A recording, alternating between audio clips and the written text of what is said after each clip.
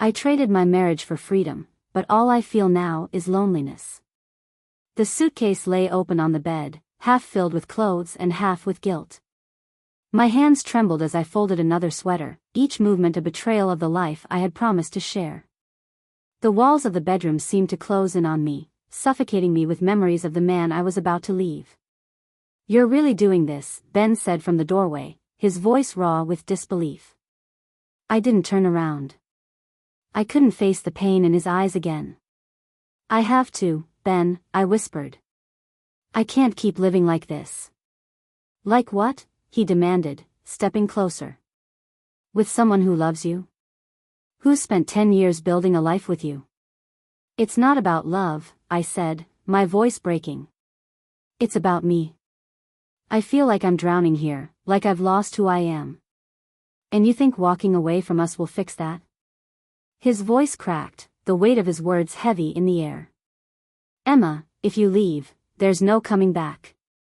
The moment the door closed behind me, I felt an odd mix of relief and terror. The apartment I had rented was small, sparse, and cold, a far cry from the warm, cluttered home Ben and I had shared. But it was mine, and for the first time in years, I felt a spark of freedom. That first night, I sat on the floor with a cheap bottle of wine, staring at the blank walls. I told myself this was what I wanted, a fresh start, untethered from the routines and responsibilities that had made me feel caged. But the silence was deafening. In the weeks that followed, I threw myself into my new life with reckless abandon. I went to yoga classes, joined book clubs, and even tried dating again. I was determined to rediscover the woman I had been before Ben, the adventurous, carefree version of myself that seemed like a distant memory. That's how I met Jake. He was charming, confident, and nothing like Ben. Where Ben was steady and predictable, Jake was wild and unpredictable. He swept me off my feet with spontaneous weekend getaways and late-night conversations that left me breathless. "You're incredible, Emma," he said one night as we lay tangled in his sheets. "I can't believe some guy let you go." "I left him," I admitted, my voice barely above a whisper. Jake looked at me, a flicker of something unreadable in his eyes. "Then I guess he didn't deserve you." For a while, Jake filled the void. He made me feel alive in a way I hadn't in years.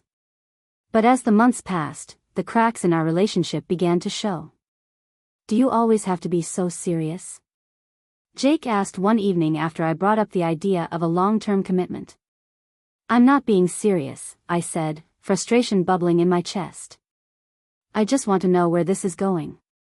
"Why does it have to go anywhere?" he replied, shrugging. "Can't we just enjoy what we have?" His words stung more than I wanted to admit. I had traded stability for freedom, only to find myself yearning for the very thing I had left behind. One evening, I found myself driving past my old house. The porch light was on, casting a warm glow over the front yard. Through the window, I could see Ben sitting at the dining table, his head bent over some papers. A pang of longing shot through me, so sharp it took my breath away. Before I could stop myself, I parked the car and walked to the door. My hand hovered over the doorbell for a moment before I pressed it. When Ben opened the door, his expression shifted from surprise to guardedness. "Emma," he said, his voice even. "What are you doing here?" "I don't know," I admitted, tears welling up in my eyes. I miss you." He sighed, stepping aside to let me in. The house smelled the same, wood polish and the faint scent of vanilla from the candles I used to light.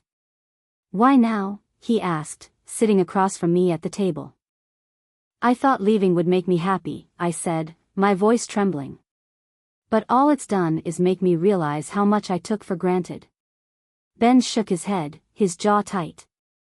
"Emma, you didn't just leave me. You left us, the life we built. And you can't just walk back in and expect things to be the same." "I know," I said, tears streaming down my face. "I know I don't deserve forgiveness. But I just needed to tell you that I made a mistake. The biggest mistake of my life." As I drove back to my apartment that night, the weight of my loneliness pressed down on me like a heavy blanket. I had thought freedom would bring me happiness, but all it had done was strip me of the love and security I had once taken for granted. Jake drifted away not long after that, his interest fading as my sadness grew. And I didn't fight to keep him. I was too tired, too broken to chase after something I knew wouldn't fill the emptiness inside me. Now, months later, I sit in my apartment, staring at the photo of Ben and me on our wedding day. His smile is wide and genuine, his arm wrapped tightly around me as if he could hold me there forever. I traded my marriage for freedom, and what I found was a painful truth: freedom means nothing without someone to share it with. The irony is bitter. I left to find myself, only to realize that the person I had been searching for was the one standing beside me all along. And as I sit here, alone and adrift, I can only wonder if it's too late to find my way back.